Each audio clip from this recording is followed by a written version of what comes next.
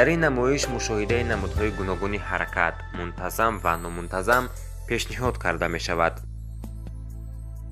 ин ҳаракатҳо бо ёрии дастгоҳи зерин мушоҳида карда мешавад. арӯбачаи бо қатрарез мавҷуд аст, ки аз вай баъди муддати муайяни вақт қатраҳо мечаканд.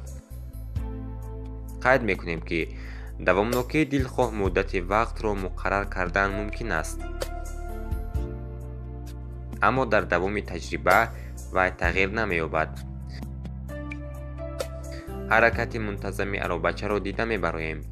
ҳангоми чунин ҳаракат мушоҳида мекунем, ки масофаи байни қатраҳо якхела аст.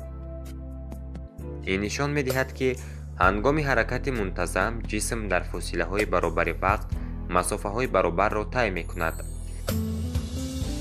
ҳангоми ҳаракати номунтазами арӯбача масофаи байни қатраҳо гуногун аст. ҳангоми ҳаракати бо шитоб масофаи байни онҳо зиёд шуда, ҳангоми ҳаракати сустшаванда кам мешавад.